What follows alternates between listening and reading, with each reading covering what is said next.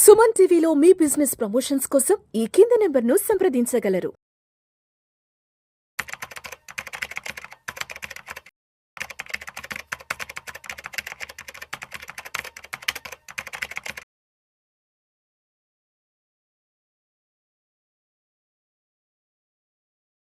Sir నమస్తే sir, ప్రభు గారు.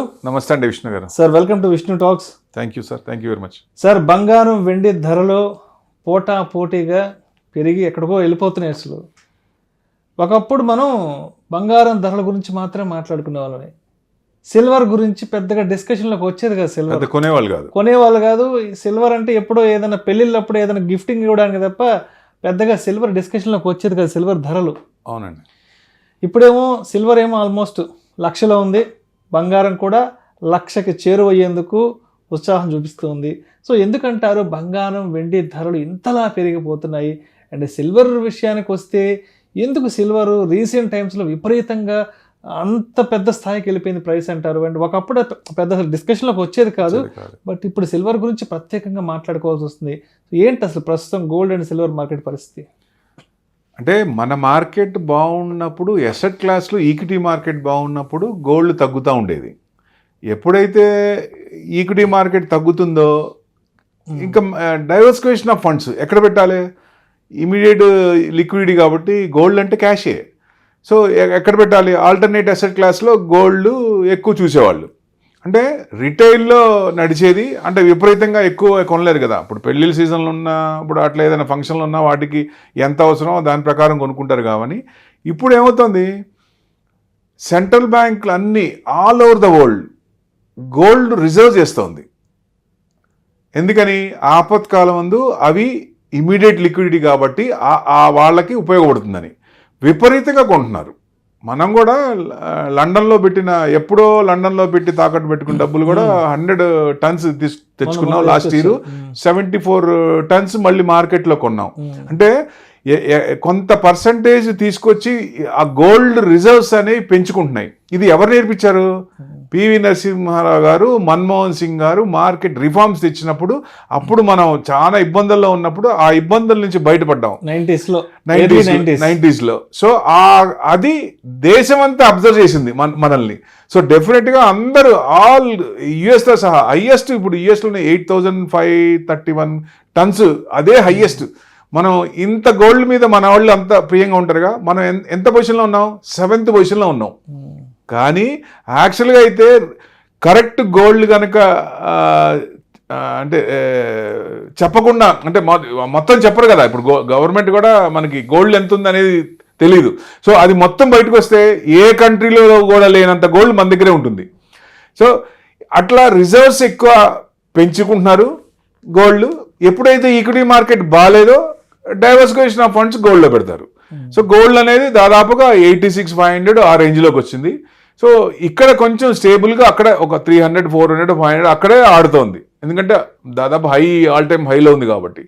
Silver ఒకప్పుడు అంత యూసేజ్ ఉండేది కాదు. మీరన్నట్టు ఏదో గిఫ్ట్లకి వాటికే ఉపయోగించేవాళ్ళు, ఇంట్లో పూజ సామాగ్రి ఇట్లాంటి వాటికి ఉపయోగించేవారు.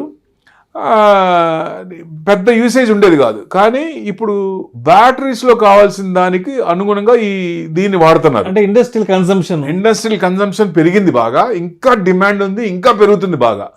సో డెఫినెట్గా ఫ్యూచర్ అది 150,000 వరకు వెళ్ళే ఛాన్సులు కూడా ఉన్నాయి. నెక్స్ట్ సిల్వర్ అంత ఉంది, అంతవరకు ఛాన్స్ ఉందండి. ఎందుకంటే అంతకుముందే 1,00,000 మనకి బయట మార్కెట్లో 1,08,000 పోయింది. మనం కూడా 1,02,500లో ఉన్నాం లిస్టెడ్ దాంట్లో. సో ఆల్ టైమ్ హై అది. సో డెఫినెట్ గా ఈ ఆల్ టైమ్ హై అనేది డెఫినెట్ గా క్రాస్ అవుద్ది ఏది సిల్వర్ లో. గోల్డ్ లో ఇప్పుడు ఈక్విటీ మార్కెట్ ఎక్కడైతే ఇక చిన్నగా ఏదైనా మార్కెట్ కి పాజిటివ్ కావాలని చూస్తుంది, గవర్నమెంట్ కోసం ఏదైనా చేస్తానని చూస్తున్నప్పుడు, ఏమన్నా ఈక్విటీ మార్కెట్ ట్యాక్స్ సోప్స్ ఇట్లాంటివి ఎఫ్ఐస్ ఇస్తే డెఫినెట్గా గోల్డ్ పడే ఛాన్స్లే ఉంటాయి. అంటే ఇప్పుడు లాంగ్ టర్మ్ తీసుకుంటే గోల్డ్ కొంచెం షార్ట్ లోను, సిల్వర్ బైలో ఉండొచ్చు. సో ఎందుకంటే విపరీతంగా పెరిగింది, 1,00,000 దాకా పోయిందంటే క్రైమ్ రేట్ కూడా పెరిగిపోద్దండి. చిన్న గ్రాములకే గొడవలు అయిపోతాయి. సో క్రైమ్ రేట్ కూడా విపరీతంగా పెరిగిపోద్ది. సో అంత కూడా పెరగకూడదు.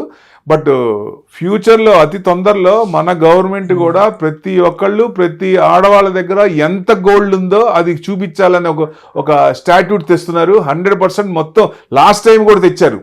లాస్ట్ టైం కూడా తెచ్చితే ఆడవాళ్ళ నుంచి బాగా వ్యతిరేకత వచ్చింది. సో ఇప్పుడు నెక్స్ట్ అంటే థర్డ్ టైం కాబట్టి ఈసారి కొంచెం వచ్చేటట్టే ఉంది. ఏదైనా కానీ గోల్డ్ కొంచెం ఇక్కడి నుంచి పెద్ద పెరగపోవచ్చు. 1 lakh వస్తుందా అంటే లిస్టింగ్ దాంట్లో 1 lakh వస్తుందా అంటే అంతవరకు రాకపోవచ్చు. మరి 88 ఆ రేంజ్కి వచ్చి మళ్ళీ కొంచెం తగ్గే అవకాశాలు ఉంటాయి. సిల్వర్ మటుకు డిమాండ్ విపరీతంగా పెరుగుతోంది. సో యూసేజ్ పెరుగుతుంది కాబట్టి ఎక్కువ కన్సంప్షన్ అవుతుంది, దానికి డిమాండ్ పెరుగుతోంది గోల్డ్ కంటే. సో ఇదివరకేమో రివర్స్ ఉండేది, ఇప్పుడు సిల్వర్కి వచ్చింది. సో సిల్వర్కి టైం వచ్చింది అనుకోవాలి ఒక రకంగా. సో సిల్వర్ ఇంకా దాదాపుగా 150,000 పోయేటట్టు అవకాశాలు ఎక్కువ ఉన్నాయండి. ట్రంప్ వచ్చిన తర్వాత మన ఈక్విటీ మార్కెట్ ఈక్విటీ మార్కెట్ పెరుగుద్ది అనుకున్నారు, గోల్డ్ పడుద్ది అనుకున్నారు. సో ట్రంప్ వచ్చిన తర్వాత మనకున్న రిలేషన్ మన సైడ్ ఉంది కానీ ఆయన సైడ్ ఎట్లా ఉండాలో మాగా అంటున్నాడు, మేక్ అమెరికా గ్రేట్ అంటున్నాడు. కానీ ఏ కంట్రీ అయినా నాకు ఒకటే, నో రిలేషన్స్, నో శత్రు, నో మిత్రు అన్నట్టుగా, ఎవరైనా నాకు ఒకటే, మోడీ గారు ఇంకెవరైనా ఒకటే నాకు అన్నట్టుగా బిహేవ్ చేస్తున్నాడు ఆయన. సో దానివల్ల ఏముందంటే టారిఫ్ వార్ నడుస్తుంది ఒక రకంగా. సో దానివల్ల కొంచెం గోల్డ్ ఇప్పుడు కొంచెం బాగా ఫ్లరిష్ అయింది అనుకోవచ్చు. ఆ భయం ఉంది కాబట్టి మార్కెట్లో. ఎప్పుడైతే ఈ టారిఫ్ వార్ అనేది కొంచెం సెటిల్ అవుతుందో ఆయన కూడా పాలసీలు కొంచెం మళ్ళీ మార్చుకొని, ఎందుకంటే కోర్టు మొట్టుకెళ్ళేస్తుంది మళ్ళీ, సిటిజన్షిప్ లో వేసింది కదా. సో అట్లానే ప్రతిదీ కూడా ఎప్పుడో నుంచి లీగల్ గా ఉన్న స్టాట్యూట్లు మొత్తం ఈయన ఉండేది 4 ఏళ్ళు, ఈ 4 ఏళ్ళలో మార్చాలంటే ఎట్లా మారుస్తాడు? మారలేరు కదా. టోటల్ గా కాంగ్రెస్ దాంట్లో నుంచి మారి అందరూ యాక్సెప్ట్ చేసి అవతల పార్టీ కూడా అప్పుడు చేసి అప్పుడు కదా రావాల్సింది. ఆయన ఇండివిజువల్ గా ఆయన తీసుకునే డిసిషన్ ఇన్స్టెంట్ గా ఏదన్నా ఇబ్బంది ఉంటుందో కానీ లాంగ్ రన్ లో మళ్ళీ అది తీసేసే అవకాశాలు ఉంటాయి. కాబట్టి గోల్డ్ తగ్గే అవకాశాలు ఎక్కువ ఉన్నాయి. సో డెఫినెట్ గా ఈ మన మార్కెట్ ఈక్విటీ మార్కెట్ యూటర్న్ తీసుకుందో అది కూడా పైనుంచి యూటర్న్ తీసుకునే 86,500 నుంచి యూటర్న్ తీసుకునే అవకాశాలు ఎక్కువ ఉన్నాయండి. Right. Thank you sir. Thank you so much.